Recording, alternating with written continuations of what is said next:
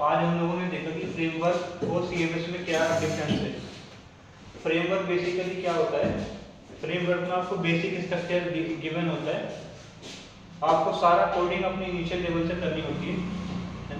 आप जैसे प्रोजेक्ट की रिक्वायरमेंट है उस बेस पर हम लोग उसका फिग्मा बनाएंगे, उस हिसाब से हम लोग डिजाइन करेंगे चीज़ें, वो सब कुछ करना होगा। एमवीसी बेस पे होता है मॉडल व्यू कंट्रोलर, इसमें सिक्योरिटी हाई होती है, हर चीज़ हमें अपने अकॉर्डिंग बनानी पड़ेगी।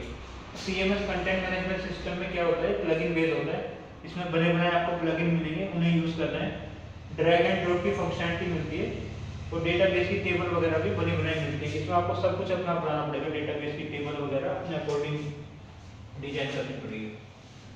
फिर हम आगे बढ़ते हैं, देखते हैं एमवीसी क्या होता है, और फिर हम एपीआई देखेंगे, एपीआई क्या होती है बेसिकली।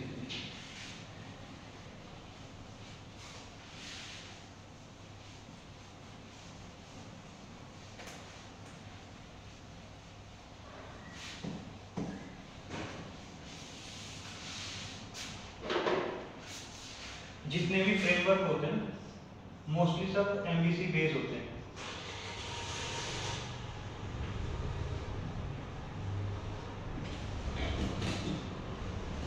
जहां एम का मतलब होता है मॉडल,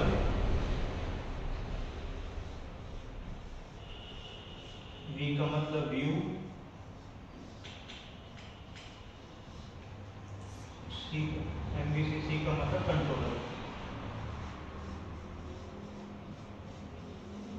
सबसे जो मेन पार्ट होता है वो होता है कंट्रोलर, जो इसकी बैकबोन होता है। फ्रेमवर्क बेसिकली एमवीसी बेस होते हैं, मॉडल व्यू कंट्रोलर। मॉडल में हम लोग क्या करते हैं, जो लिखते हैं बेसिकली जो भी डीबी से रिलेटेड है, क्वेरी वगैरह है सारी, वो हम लोग मॉडल के अंदर लिखते हैं। व्यू के अंदर जितना भी फ्रंट एंड का सब होता है, मतलब HTML, CSS, JavaScript, jQuery, bootstrap, ये हमारा आता है व्यू के अंदर। और कंट्रोलर में हम बेसिकली क्या करते हैं, बिजनेस लॉजिक लिखते हैं।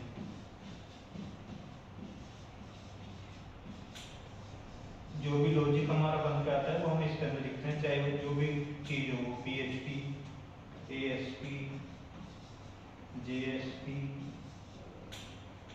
Rust, Go, Rails, R, Angular, Android, SCADA, Swift, Python. असल में इतना ही समझना है।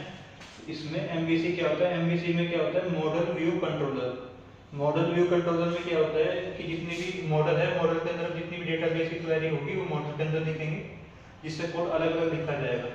व्यू के अंदर जितना भी फ्रंट एंड का पार्ट होगा, HTML, CSS, JS, jQuery, bootstrap, वो हम व्यू के अंदर लिखेंगे। कंट्रोलर के अंदर हम बिजनेस लॉजिक, रस्ट, गो, PHP, ASP जैसे जितना भी कोड होगा वो हम इसके अंदर लिखते हैं।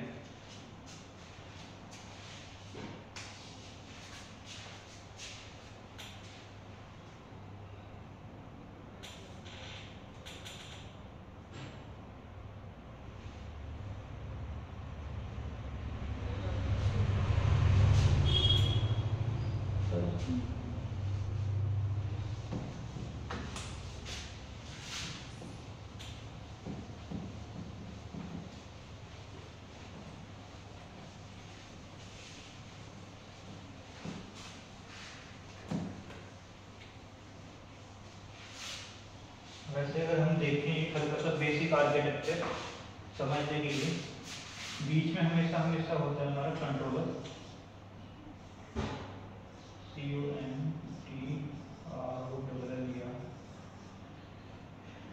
ये हमारा मॉडल है,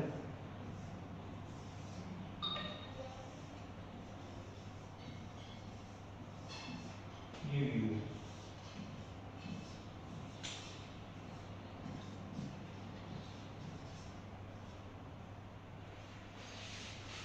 सबसे पहले हमारी व्यू से इंस्ट्रक्शन जाएगी कंट्रोलर के पास। कोई भी अगर क्वेरी होगी, कोई भी यूजर अगर कोई देखना चाहेगा वो कंट्रोलर पे हिट करेगा, कंट्रोलर इसके बाद इसे मॉडल को भेजेगा, मॉडल के पास जाएगी, मॉडल उस पर एग्जीक्यूट करने के बाद कंट्रोलर को देगा और कंट्रोलर एग्जीक्यूट करके व्यू को दिखा देगा। तो बेसिकली ये पैटर्न फॉलो होता है। लिखने की जरूरत नहीं, मैं सिर्फ ऐसे ही बता दूँ। कंट्रोलर मॉडल व्यू ये ऐसे चलता है। कंट्रोलर इसका मेन पार्ट होता है। सबसे पहले अगर यूजर ने कोई भी इंस्ट्रक्शन दी कि मुझे कुछ सर्च करना है, सर्च करने के लिए वो ये जाके कंट्रोलर पे जाके क्लिक करेगा, कंट्रोलर उसे देखने के बाद मॉडल को देगा, जो भी क्वेरी एग्जीक्यूट होकर वहां से आएगी वो दोबारा कंट्रोलर के पास आएगी, कंट्रोलर व्यू को दिखा देगा। तो इस प्रकार से एमवीसी पैटर्न चलता है। पूरे जितने फ्रेमवर्क हैं वो कंट्रोलर मॉडल व्यू बेस्ड होते हैं।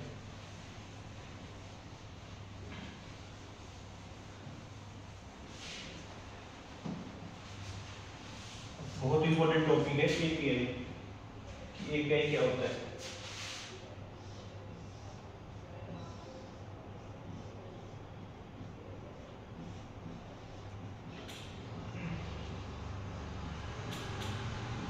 Application programming interface